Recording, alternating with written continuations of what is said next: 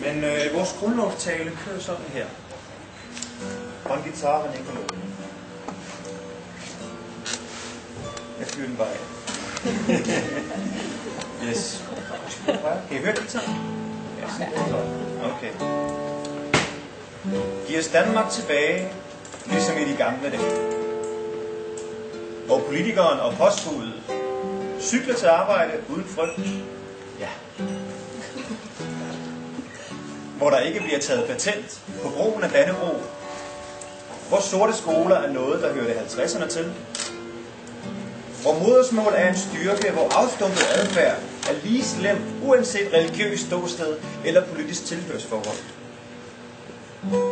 Hvor kræftsvælger kun er en sygdom. Hvor ordet racist ikke bruges som forsvar.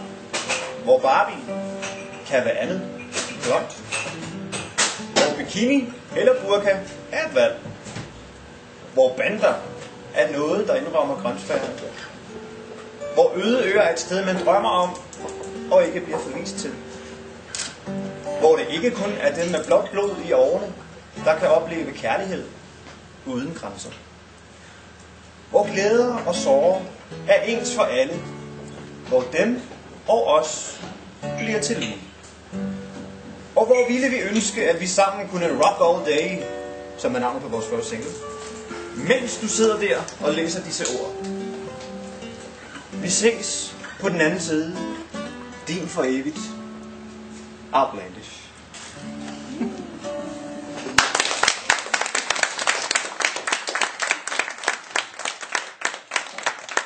Ja, vi skal jo skrive en avis. Det har jeg prøvet før. Lad os starte med at snakke lidt om idéerne, som vi har. Vi har jo nogle ting, som vi synes, der kunne være sjove, og som I måske allerede har hørt om. Lenny, som ikke er her, han er jo oppe og interviewe landsholdet. Og, ingen tid at spille. Bum. Og hvad hedder det skal nok gå godt forhåbentlig. Lenny, han er sådan meget lige til, så hvis han føler, at han vil spørge om, hvorfor et fodboldspiller bliver betragtet som dumme, eller whatever, så gør han så det. Men håber, journalisten kan holder mit kort snor. Jeg skal ud til Kolonihavehusforeningen i Brøndby Øster med Charlotte. Ja. Det bliver sket. Ja.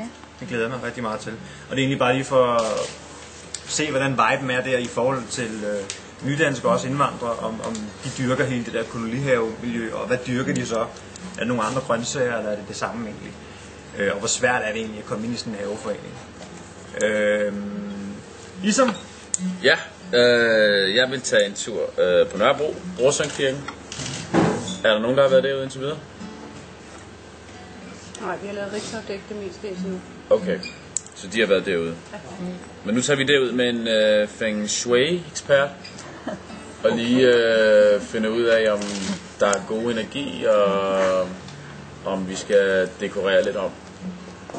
Og så havde den her skøre idé, og vi har lige været i Jylland på sådan en radiopromotur, hvor vi har været over det hele, Tønder og Haderslev, Skelskør og alle mulige steder. Det er egentlig sjovt, der er ikke nogen, der kunne svare på, hvor alle de her navne kommer fra. Altså bynavnene rundt omkring. Hvorfor hedder det Haderslev? Hvorfor hedder det Kolding? Er det koldt? Eller hvorfor hedder det Aarhus? Ballerup. Det er jo meget dansk et eller andet sted, nogle danske bynavne. Og hvor stammer det egentlig fra? Og i forlængelse af det, så hvor mange officielle dialekter har vi i Danmark egentlig? Vi taler jo alle dansk, men er der forskel på dialekterne, og hvordan bliver de set? Altså, skal man ned på jysk, eller det man taler over Bornholm, og så videre, så videre. Er der noget? Hvor taler man rigsdansk, for eksempel? Gør man det på Island, eller hvor fanden er det, man gør det herinde, ikke? Det kunne være en meget sjov idé.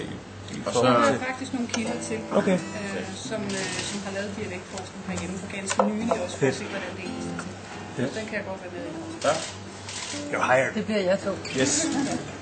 Ja, og så lavede vi, i går lavede vi et skide sjovt interview med Nephew. Det var Christian, guitaristen, og Simon. Hvor vi ligesom stillede dem alle de spørgsmål, som vi normalt bliver stillet. Som intet har med musik at gøre. Og der tog vi sådan lidt røven på dem, godt nok. De var mundlamme. Og Simon måtte endda ligesom stoppe os 2-3 gange og sådan, bliver I seriøst stillet de her spørgsmål? Men det er egentlig, det var mere eller mindre det, ikke? Er der nogen, der ikke ved, hvad de skal lave? Nej, alle har hændt på. Nå, men det er bare fordi, vi har sådan små 4 sider nemlig. Så jeg vil sige, vi knapper af vores redaktører, så... Nå, okay. Nå, okay.